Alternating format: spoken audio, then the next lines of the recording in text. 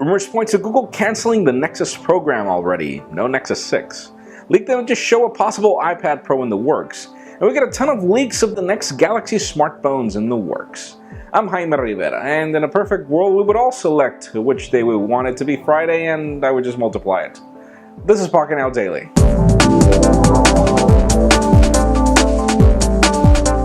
Yes, there were some official news today, but they were kind of boring, so let's talk about rumors, as Microsoft has a new job posting right now looking for developers to work in the company to bring Cortana to Windows, and the job posting is very specific. We did hear Joe Belfiore confirm that Windows would get Cortana at some point. It didn't specify when, and obviously this is part of the plan that they should execute before everybody, as this would be the perfect way to differentiate Cortana from everything else. Before Siri gets there. Obviously, WWDC is around the corner, and Microsoft is always kind of slow. Now let's talk about Apple and Kobe Bryant. And I know not all of you love him, but he's a good player. Still, he was spotted in Apple's campus according to some leaks, and according to the leak, he was spotted with Johnny Ive. Now, we do know that the iWatch could be coming soon, and obviously the smartest thing to do, if you're going to focus on health and fitness, is to get, athletes to try it out. So it seems that Kobe will be part of the deal. Stay tuned. This is kind of early. And speaking of Apple, let's talk about the iPad Pro, which we thought would not be launched until next year, according to some analysts. But we get the first leaked shots of the chassis of the tablet, and yes, it's a 12.9-inch big tablet, though this is a very rough cut from machining. Obviously, the hole for the camera is not drilled yet, the hole for the Apple logo is not drilled yet, and even though a lot of people are skeptical that this is real, it's not like if anybody's got this machining thing at their house to just give it a try, right? So it could be that this is real. It could be that Apple is just testing out prototypes, and hopefully it runs OS X.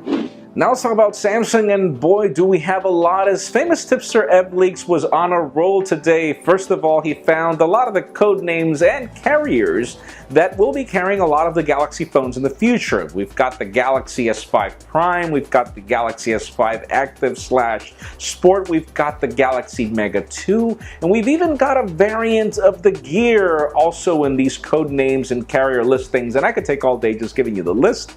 Links in the description for full details, as hopefully we will be getting some of this at the event that's happening next month. And finally, for the very sad rumor of the day, again, famous tipster Eb Leaks was on a roll today, and in his tweet today, he said that the Nexus program is over. There will be no Nexus 6. Which makes you wonder what will happen to the Nexus 8 that was rumored from HTC as well. Apparently, this is the end. There will be no more Nexus smartphones, which is really sad, as this was the way to stir Android. We didn't really think that this would happen. Obviously, if Google wanted to make something a standard, it would use the Nexus smartphones to do so, but then again, we know that the company's been doing a lot for OEMs to abide to Google standards when it comes to Android. Sad news. Hopefully this is not the case, because definitely this will make me buy a Nexus 5. But that leads me to the question of the day. What do you think about this? Are you sad? Are you happy? Are you looking forward to Android Silver? Or would you prefer the Nexus program to continue? Because in my particular case, unless Google figures out a way to make this better, Android Silver better than the Nexus program, I even like the name, I would be very sad. But leave us a comment down below. What do you think? And friends, you know the drill. If you want to get the news earlier before this video is filmed, make sure you follow us on PocketNow.com and subscribe to our YouTube channel as well. You can also follow me on Twitter, Jaime_Rivera. Please give this video a thumbs up if you like what you saw. I am Jaime Rivera. Thank you very much for watching. We will see you next week. Hey, what's up guys? iTech411 here, and this is my full hands-on review of the iPad mini 2nd generation. Here I have it in white. Now this is Apple's newest generation iPad mini with a Retina display, and it's got the same display as the full-size iPad. Now this comes in at $399 for the 16GB model, and goes up $100 up to 128GB. Now this does feature a new A7 processor, and of course that Retina display, and apart from that it's pretty much unchanged. It also has 64-bit architecture and the M7 code processor, and overall it is a great looking new tablet. Now, Apple did raise the price a little bit, but they definitely have packed more into this, and it's definitely a nice looking tablet that I will be getting my hands on to review. So thanks for watching. Don't forget to subscribe if you want to check out more of the iPad mini 2, and I'll see you later.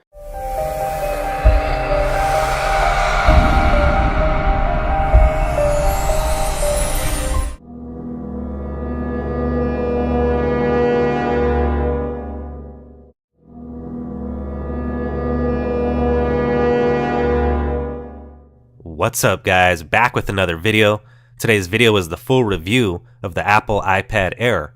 Well, it's been just over a week now with Apple's latest flagship tablet, the Apple iPad Air, so let's start off the full review with the design and the hardware. The Apple iPad Air has a 9.7-inch LED backlit multi-touch display with IPS technology with a screen resolution of 2048 by 1536 for an effective PPI of 264.